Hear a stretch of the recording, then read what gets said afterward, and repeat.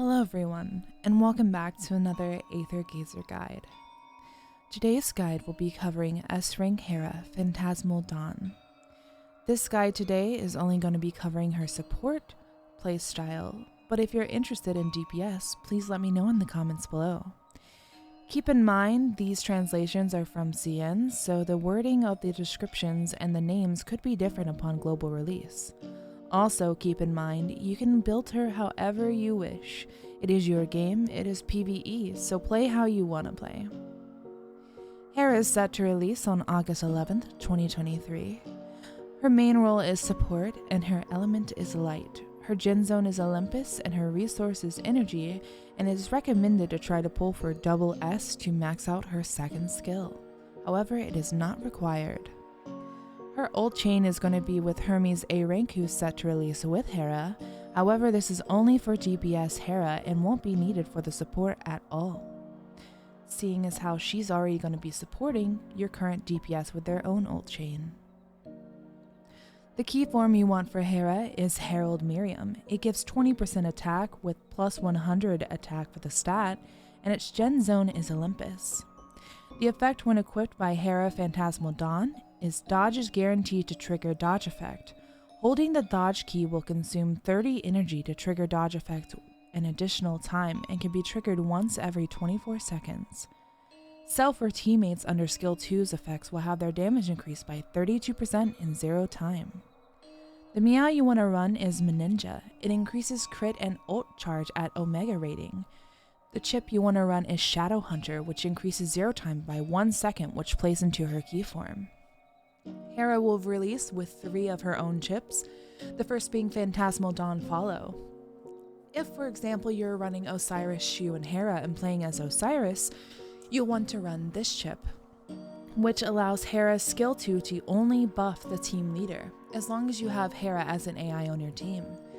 The second chip is if you're playing as Shu but still would like it to buff Osiris. It will buff the other teammate on your team. And the third one is for DPS Hera, which will only buff Hera, but do keep in mind, it gets disabled if you are running the blue imprint. For Hera's sigils, there is a lot of combinations that you can go for. However, there are 4 different sigil sets that are her main sets that you could go for. You could go for 1, 3, and 5 Virgo's Meteor with 2, 4, and 6 Nibble, or 1, 3, and 5 Virgo's Meteor with 2, 3, and 4 Jormungandr for the energy recharge. But keep in mind, you can also run Meow Meow for the energy recharge. And Nibble is a lot more important because it does give you that 30% charge increase for her ultimate, which does give back resources, so keep that in mind. You can also run 6-piece Virgo's Meteor or 6-piece Nibble, just depending on which you would prefer. Those builds are for more late game content, where you're not clearing it in 0.2 seconds, so the battle's going on for longer. It will enable her to be able to cast her ult, because really as support Hera, her most important thing is her skill 2 and her ultimate. So whichever build you decide, make sure it's whatever fits best for you. Also, you can swap the slots and run Virgo's Meteor in 2, 4, and 6. However, keep in mind that this is more defensive. But if you find yourself needing more defensiveness, this is a good way to go.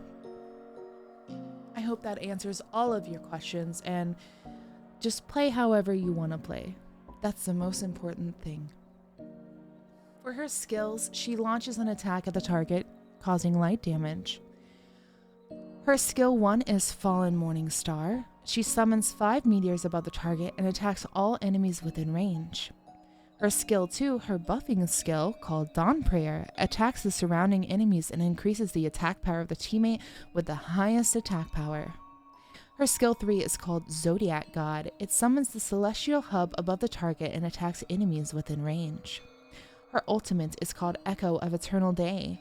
The damage of the entire team is increased by 30% for 12 seconds, and it will return all resources, rage, energy, divine grace, etc. consumed by the entire team within 10 seconds. So just keep that in mind when you're debating on whether to run Nimble or not. Her imprint is blue imprint. It is the support imprint that reduces the cooldown of Dawn Prayer. It increases Hera's attack power by 25% instead of targeting Hera with Dawn Prayer. And the extra attack power of the selected target of Dawn Prayer is increased, with the value being equal to 25% of Hera's attack power and lasts for 15 seconds. So if you're wanting to run Virgo on 1, 3, and 5 for the extra attack, it will play into her buff. Alright, I think that's all for now. I wish you all the best of luck if you're pulling for Hera. I hope you get her. I hope you have fun with her. The most important thing is, play who you want, play how you want. Just enjoy the game and have fun. I'll see you guys next time. Bye everyone.